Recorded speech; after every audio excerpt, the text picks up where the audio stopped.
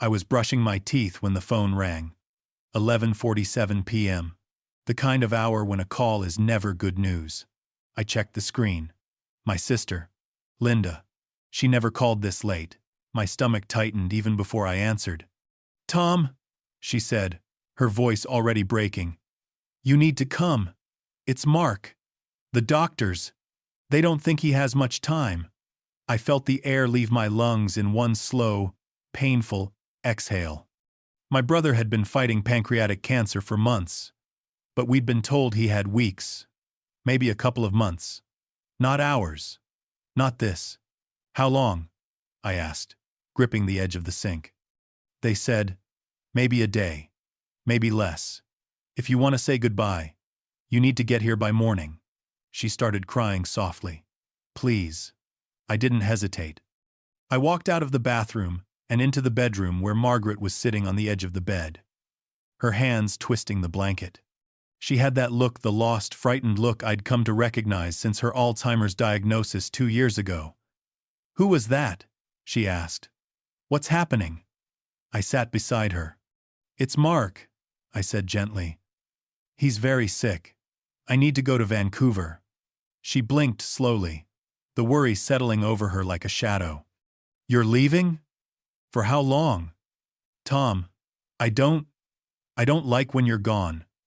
She reached for my arm with trembling fingers. "I get mixed up." I wrapped my hand around hers. "I know, sweetheart.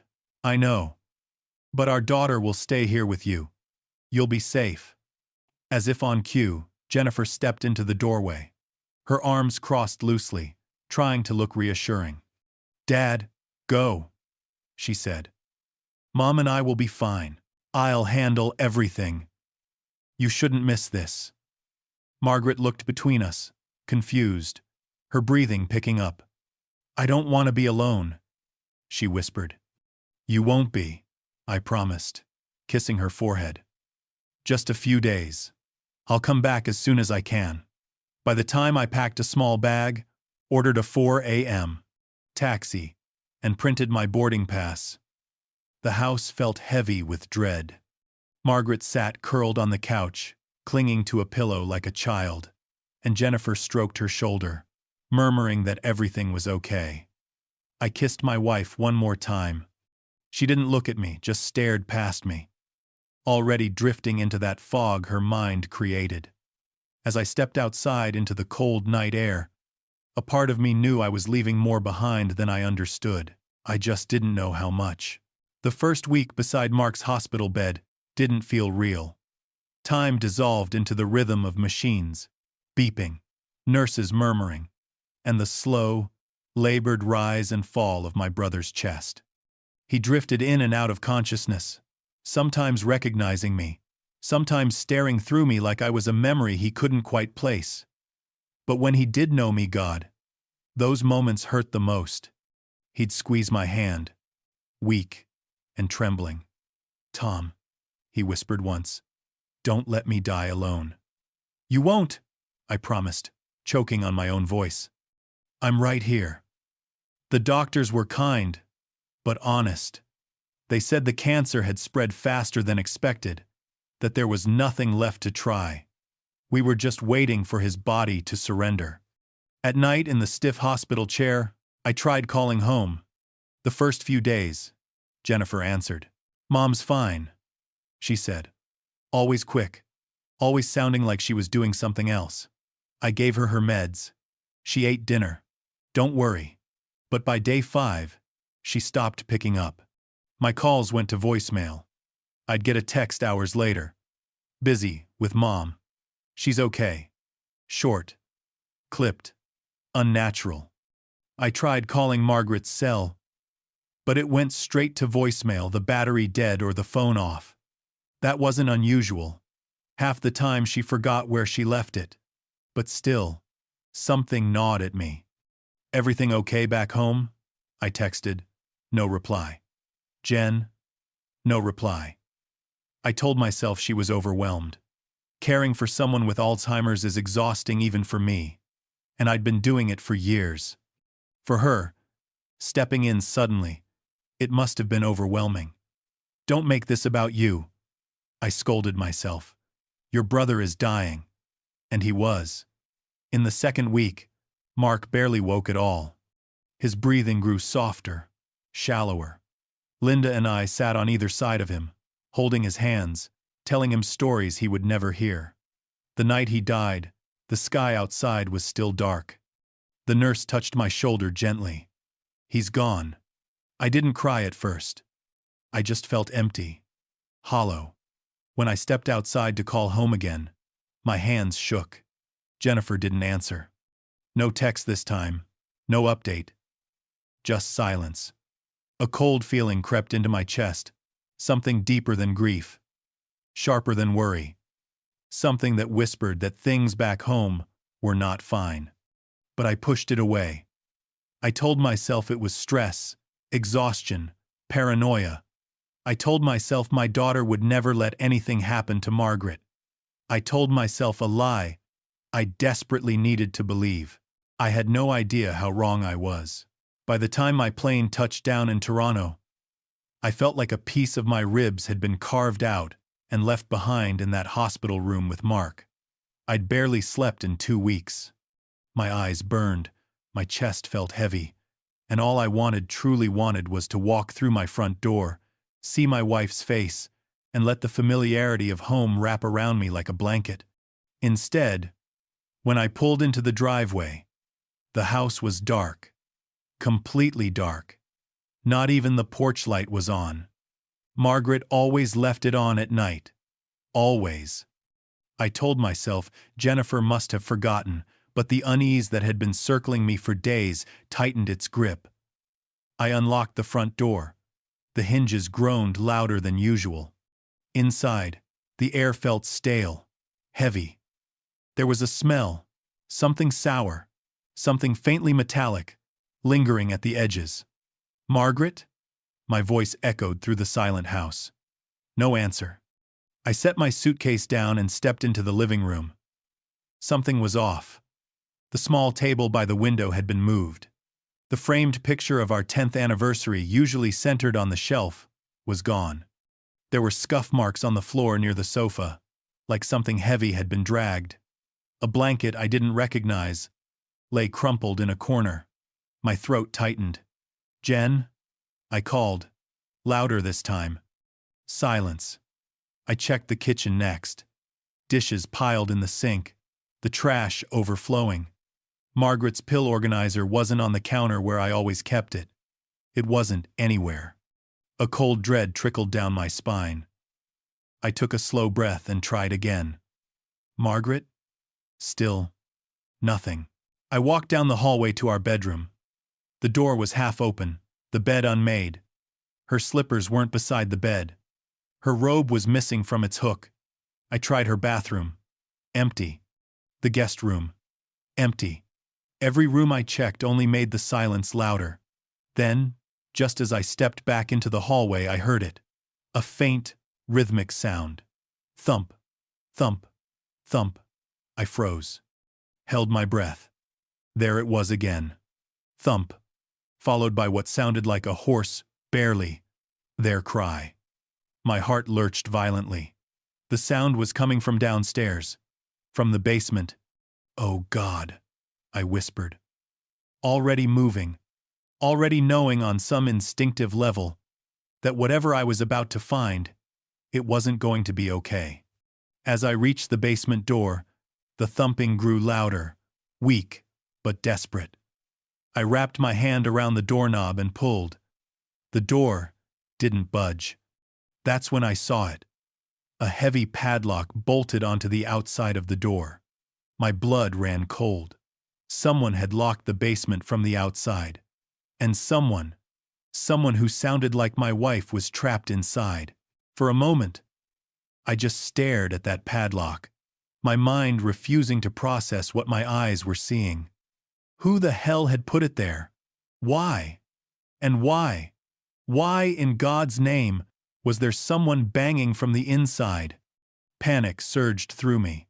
I sprinted to the garage, yanked a crowbar off the wall, and ran back to the door, nearly slipping in my haste. My hands shook so violently I could barely wedge the metal beneath the lock, but adrenaline took over. One heave. Metal groaned. Two heaves. The screws started to tear out of the wood. On the third pull, the lock ripped free and clattered to the floor. A smell rushed out, warm, humid, rancid, human sweat, urine, something sour, like days-old breath trapped in stale air. I flicked on the light and started down the stairs. What I saw halfway down stopped me cold. Margaret lay at the bottom of the steps, curled on her side, trembling uncontrollably. Her nightgown was filthy, stained, twisted around her thin frame. Her hair was matted. Her lips cracked. Her eyes God. Her eyes were wide, unfocused, terrified. "Margaret!" I stumbled down the last few steps. She flinched violently at the sound, pressing herself against the concrete wall, trying to get away. "No, no, please don't," she whispered, her voice raw, barely more than a rasp. My chest cracked open. "Sweetheart, it's me," I said, dropping to my knees beside her. "It's Tom. I'm here. You're safe." She stared at me, her face contorted in confusion, like she was trying to force her brain to recognize me but couldn't. "Tom?" The name came out uncertain, broken. "Is that really you?" "Yes. Yes. It's me. I've got you." She weighed almost nothing when I lifted her. Her skin was cold to the touch, her breathing shallow. Her legs buckled immediately. She whimpered in pain. Panic threatened to swallow me whole. I carried her upstairs, laying her gently on the couch. Her fingers clutched at my shirt with what little strength she had left, as if she feared I'd disappear. I grabbed my phone with shaking hands and dialed 911. My voice cracked as I told the dispatcher what I'd found. "Dehydrated. Locked in. Not sure how long. Please hurry." While waiting for the sirens, I brushed the hair from her face. "Who did this?" I whispered. She blinked slowly, her brow furrowed. And then, in a voice so faint I almost didn't hear it, she said, "She told me. You left us." She said, "I was safer down there." "Who?" I asked, heart pounding. Her lips trembled. "Jennifer." And just like that, the world tilted. The daughter I trusted. The daughter I left my wife with. The daughter who had been avoiding my calls. The sirens grew louder outside, but all I could hear was my own pulse pounding like a war drum. Something was terribly, irreversibly wrong. The ambulance doors swung open, and suddenly the world was bright, cold, and full of voices I couldn't process. Margaret was rushed through the ER doors, nurses already shouting vitals, hanging fluids, checking her pupils. I tried to follow, but an orderly blocked me gently. "Sir, give us a moment." A moment. My wife had been locked in a basement for God knows how long, and they wanted me to wait. I stood there trembling, gripping the back of a plastic chair so tightly my knuckles turned white. Eventually, a doctor approached a woman, in blue scrubs, with tired eyes, and a clipped, professional tone. "Mr. Holloway?" "Yes." Is she going to be all right?" She took a measured breath. "Your wife is severely dehydrated. Early-stage hypothermia. Bruising consistent with falls or pressure. She's also malnourished. We need to run labs to determine the extent, but this didn't happen overnight." I closed my eyes. A wave of nausea rolled through me. "How long?" I whispered. "Days," she said. "Possibly longer." I sank into the chair, my chest tight. The guilt pressed down so hard, I could barely breathe. I had promised Margaret I'd come home. I had promised her she wouldn't be alone. 5 minutes later, a man in a plain suit approached me. Mid-50s. Calm demeanor. Badge clipped to his belt. "Mr. Holloway?" "I'm Detective Calvin Myers, with the Toronto Police Elder Abuse Unit. I need to ask you some questions." Elder abuse. The words hit like a blow. I nodded numbly. He sat beside me, flipping open a small notebook. Who was caring for your wife while you were away? My daughter, I said. Jennifer, she volunteered. Did you check in regularly? I tried. She stopped answering a few days ago. He scribbled something. Has your daughter ever had access to your finances? I blinked, thrown off. Why does that matter? He looked up, expression unreadable. Just answer the question. No, I said slowly. Not to my knowledge. Did she obtain power of attorney at any point while you were away? My stomach turned to ice. What? No, absolutely not. He studied me for a long, uncomfortable moment. Mr. Holloway, we need to consider the possibility that your daughter may have acted with intent. Intent. Not neglect. Not carelessness. Something worse. Something deliberate. The world tilted slightly beneath me. My voice cracked as I asked, "Where is my daughter now?" Detective. Myers closed the notebook softly. That's what we're going to find out. And for the first time that night, true fear, dark, consuming fear, began to take shape in my chest. It was nearly dawn when Detective Myers drove me back to the house. The sky was a dull gray, the kind of light that makes everything look washed out. Lifeless. He parked at the curb and turned to me. I want you to look around, he said. Tell me if anything seems unusual. Don't touch anything, you don't have to. Everything already seems unusual, I muttered. But I stepped out of the car anyway. The house felt even colder now, even more wrong. I flicked on the living room lights. For the first time, with clear eyes and adrenaline dulled, I noticed the smell more sharply sour, rotten, a sharp undercurrent of decay. Not just unwashed clothing or spoiled food. Something older. Something neglected. Myers put on gloves and opened the fridge. The stench hit immediately. Molded leftovers, expired milk, vegetables liquefying in the bottom drawer. Your daughter said she was staying here? He asked. Yes. Mr. Holloway, no one has lived in this house for days. My heart thudded painfully. I checked the kitchen counter again. Margaret's pill organizer gone.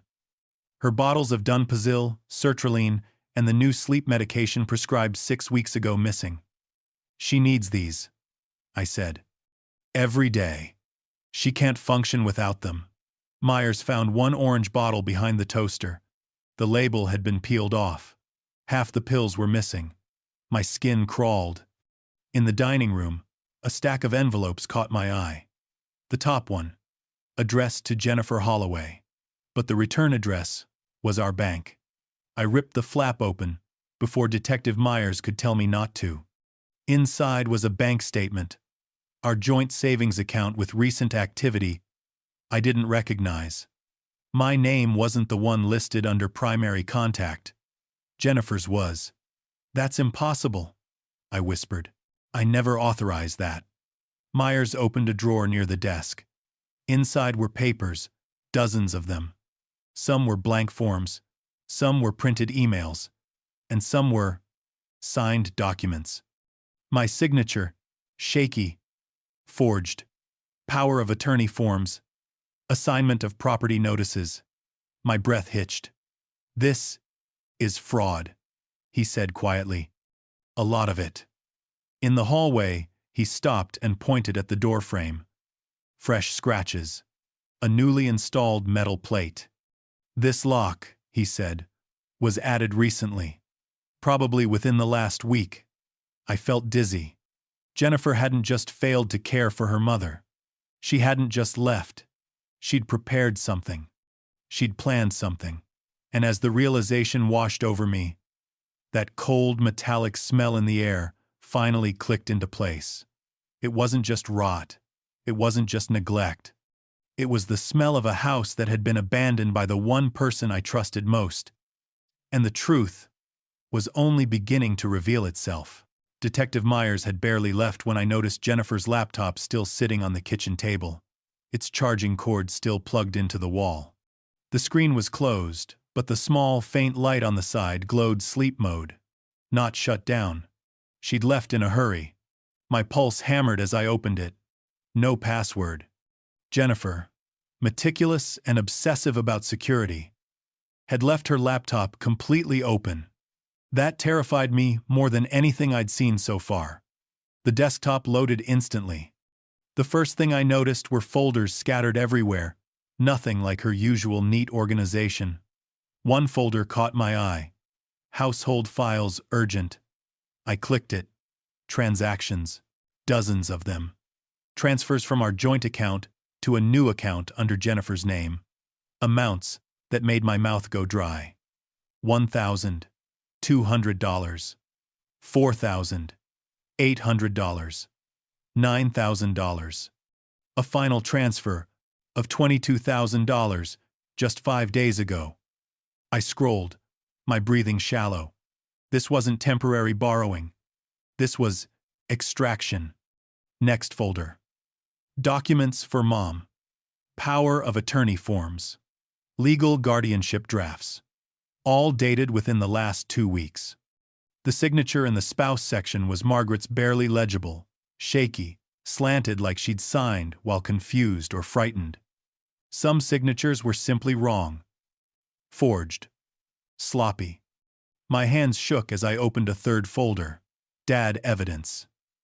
The name alone made my stomach twist. Inside were PDFs of emails Jennifer had sent to our bank, to a social worker, even to a community health office, claiming I was neglecting Margaret.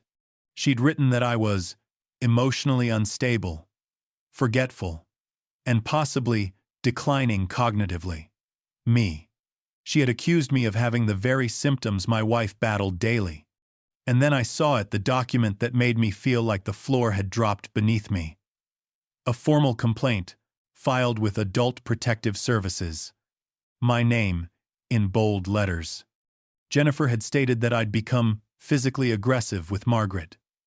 That I had violent outbursts. That her mother was afraid of him. Lies. Pure lies. She wrote that she was seeking emergency control of the home for mom's safety. The next email to a legal service outlined her intention to secure dad's removal from the residence. I clicked one final file. A drafted statement of claim for guardianship of both parents. That chilling phrase again. For mom's own good. My heart pounded as I sat back in the chair. She hadn't abandoned my wife. She hadn't panicked. She hadn't made a mistake. She had a plan. And she had intended to erase me, to make it work. Detective Myers returned just after noon, his tie loosened and his expression grave, as if he already knew what I'd found. I handed him the laptop without a word. He flipped through files methodically, his face tightening with every new discovery. Jesus, he muttered under his breath. This is extensive. She accused me. I forced out. Of abuse. Neglect. She tried to take everything. He nodded grimly. That's what it looks like. He tapped the guardianship draft. This isn't something she came up with overnight, Mr. Holloway. This is planned. Organized. Planned. The word echoed through me like a hollow drumbeat. He slid his notebook out again. We've started digging into your daughter's finances. There are issues. My throat tightened. What kind of issues? Debt, he said. A lot of it. Credit cards maxed out. Lines of credit overdue. Some connected to online gambling sites. Some to crypto exchanges. And she wasn't doing it alone. Meaning what? He hesitated. There's someone else. A friend or partner. A man named Brandon Keller. He's been advising her, encouraging her to secure family assets before they're lost. We recovered messages between them. He turned the laptop toward me. There, on the screen, were texts from Jennifer. If Dad is gone, I can handle Mom. It'll be easier. Once the POA is filed, I can get control of the house. He won't be able to challenge it if there's evidence. Then Brandon's replies. Start documenting neglect. Get her out of the way first. Your mom can't tell people anything if she's declining fast. My stomach heaved. Declining fast? I echoed. Myers nodded slowly. Mr. Holloway, your wife wasn't locked in that basement just to keep her quiet. He waited, giving me a chance to breathe, to brace myself. The conditions, she was found in dehydration, malnutrition. Those can rapidly worsen cognitive decline. It accelerates confusion, makes her appear more incapable. She was trying to make Margaret worse, I whispered. To stage evidence, Myers said. To show that you failed to care for her, to justify removing you from the home. The room felt like it was spinning. She locked her own mother in a basement, I said. To take our house. And everything else. He added gently. If she'd filed that guardianship request successfully, she would have had full legal authority over both of you. Your finances, your property, your medical decisions. I closed my eyes. My daughter hadn't just betrayed me. She had weaponized my wife's illness in the cruelest way imaginable. And I knew now, with sickening clarity, that Margaret's suffering wasn't an accident. It was a strategy, a means to an end, the end being us, our life, our home, everything we ever built. And she was willing to destroy all of it to get what she wanted. By the time Detective Myers finished coordinating with the other officers, Jennifer was already gone. Vanished. Her phone went straight to voicemail. No pings. No location. Dead. The police checked the condo she sometimes stayed in with her friend Emily, empty. Her job reported she hadn't shown up in a week. Her boss said she'd requested personal leave, something she'd never done in her life. That night, around 11 p.m., Detective Myers called. We found her car, he said. Abandoned in a parking lot near Pearson Airport. Something inside me collapsed. Airport? We pulled surveillance footage, he continued. She was there. Bought a one-way ticket to Lisbon. Your daughter tried to leave the country. The words felt like knives. I sank into a kitchen chair, staring at the dark window. The reflection looking back at me didn't feel like me. Is she gone? I asked, barely managing the words. No, Myers said. She never boarded. Security flagged her ID after your wife's case was entered into the system. She panicked. Left the terminal. After that, nothing. The next morning, Jennifer's face was on the news. Wanted for questioning in a case of elder abuse, unlawful confinement, and financial exploitation. Seeing her picture my daughter, smiling in the photo they pulled from her driver's license, made my stomach twist. The anchor's voice was clinical, detached, but I heard the implication beneath every word. What kind of monster does this to her own mother? I kept thinking of her as a child, her little hands gripping my neck after her first nightmare, her triumphant smile when she learned to ride a bike, the way she cried when she lost her first goldfish. How did that girl become this? Guilt churned inside me. Had I missed something? A warning sign? A cry for help? Was this my fault somehow? The police worked around the clock. They traced her movements through credit cards, cameras, transit logs. She was always one step ahead, sleeping wherever she could, using cash, relying on people who didn't know what she'd done. Meanwhile, I visited Margaret every day. She clung to my hand, drifting in and out of lucidity. Sometimes, she asked where Jennifer was. Sometimes, she recoiled at the name, as if it carried something poisonous. Every hour that passed only deepened the fracture in my chest. Jennifer wasn't just missing. She was running from what she'd done. And I was running from the truth I didn't want to face. That my daughter had tried to destroy us. And she wasn't finished yet. No, they found her on the 5th day. I was sitting beside Margaret's hospital bed, helping her sip warm broth she barely tasted, when Detective Myers called. We've got her, he said simply. Where? A friend's apartment in Scarborough. She was hiding in the basement. My heart dropped. Another basement. The irony was nauseating. We're bringing her in now. You should know. She's not cooperating. I didn't go to the station. I couldn't. Not yet. But I saw the footage later, Jennifer screaming as officers pulled her out of the house, her hair wild, her clothes wrinkled, shouting, "He set me up! My father set me up! He wants to take everything!" Her voice cracked into hysteria. Neighbors stared. Cameras rolled. But nothing she said could touch what she'd done. That afternoon, Detective Myers met me at the hospital with a stack of forms. "We need you to identify the documents she filed," he said. "And confirm your signatures were forged." I flipped through page after page, my name, copied in crooked loops and uneven strokes. Margaret's name, scrawled like a child's writing. Each signature was another knife to the chest. Did she really believe she could pull this off? I asked quietly. "Desperation makes people think they're smarter than they are," Myers said. "Your daughter was drowning in debt. Brandon's influence didn't help. They fed each other's delusions." I signed the confirmations, each stroke heavier than the last.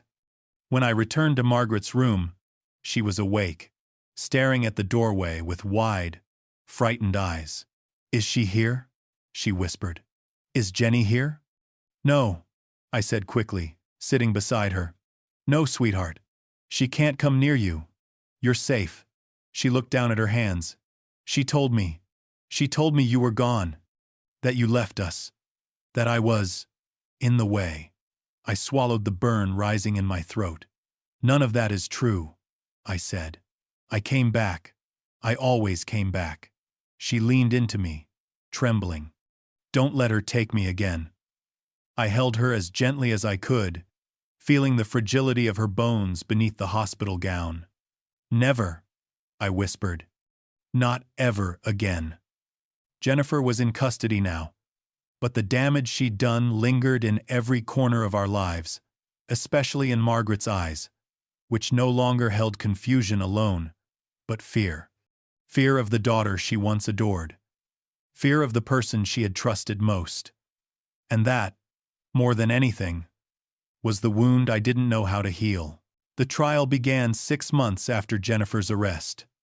By then, Margaret was stable enough to attend some sessions, though the doctors warned me the stress might worsen her confusion. She insisted on going anyway. "I want to see," she murmured. "I need to." The courtroom was colder than I expected, all polished wood and quiet murmurs. Jennifer sat at the defense table, her wrists shackled, her hair neatly brushed. Someone had tried to make her look presentable, almost sympathetic, but nothing could soften the truth. When the Crown laid out the evidence, it was like watching a nightmare play out frame by frame. The forged signatures, the bank transfers, the guardianship documents, the messages to Brandon, the complaint she filed against me, cold, calculated lies designed to erase me from my own life. The jury watched in stunned silence. Jennifer stared straight ahead, blinking rapidly, her jaw clenched. When the prosecution called Margaret to the stand, my heart nearly shattered. My wife walked slowly, holding the rail, her steps uncertain. When they asked her simple questions, her name, her age, she hesitated, looking at me for reassurance. Then came the question that broke the room apart. "Mrs. Holloway, do you remember being locked in your basement?" Margaret's lips trembled. She nodded slowly. "It was dark," she whispered. "I was cold. I called for Tom. I thought he left me." Her eyes found Jennifer. In them was something beyond confusion, something close to betrayal. "She said I had to stay there," Margaret said. "She said it was safer." Jennifer looked away. She couldn't bear it. When the defense tried arguing that Jennifer acted out of panic or poor judgment, The prosecution cut through every attempt. They showed the emails, the bank transfers, the documents time-stamped, while I sat holding my dying brother's hand. They showed how Jennifer had built an entire narrative of my supposed incompetence, hoping to establish herself as guardian over both of us and our assets. After 3 weeks of testimony, the judge read the verdict. Guilty. On every count: elder abuse, unlawful confinement, fraud, false accusations, attempted theft of assets. I didn't look at Jennifer as they led her away. I didn't trust myself to. I kept my eyes on Margaret, who was crying softly, clutching my hand as if afraid I, too, might disappear. Sentencing came 4 weeks later. Jennifer sat stiffly as the judge delivered her decision: 11 years in a federal institution. No eligibility for early release. No leniency. No sympathy. The judge's final words still echo in my mind. You exploited vulnerability for personal gain. You inflicted unimaginable suffering on your own mother. This court finds no justification and no excuse. Jennifer didn't cry. She didn't look at me. She stared at the floor like the verdict was happening to someone else. When it was over, she was taken away in cuffs, her footsteps echoing in the quiet courtroom. I didn't follow. I didn't call out. Whatever bond we once had already been severed long before the sentence was read. In the weeks that followed, I met with my lawyer. We filed a civil suit to ensure Jennifer could never benefit from anything I or Margaret owned. Not a cent. Not a single asset. Not even by accident. If I died first, the house and savings would transfer to a trust for Margaret's care. If Margaret passed before me, everything would move to an Alzheimer's support foundation. Jennifer's name was removed from every document, every contingency. She would have no legal path back into our lives. Margaret has declined. Since the incident, the trauma accelerated what was already inevitable, but she's calmer now, safer. She no longer jumps at the sound of footsteps in the hallway. She doesn't ask for Jennifer anymore. Sometimes, she sits in the sunroom, humming softly, staring at the backyard trees as if they hold secrets she once knew. I mourn a lot these days. I mourn Mark, my brother. My childhood companion, gone before I was ready. I mourn the daughter I thought I had, the child I raised, the woman I believed in. And I mourn the life we should have had, the peaceful years Margaret and I hoped to share. But grief isn't the only thing that fills me. There is resolve, too. A quiet, unwavering certainty. I used to believe family meant unconditional forgiveness, that you held on, no matter what. But sometimes, the hardest, truest form of love is protection. Protecting the innocent. Protecting the vulnerable. Protecting yourself. I sit beside Margaret every night now, holding her hand as she drifts into sleep. The house is quiet, safe. And though the future is uncertain, one thing is painfully, undeniably clear. Trust is sacred. Betrayal reshapes everything.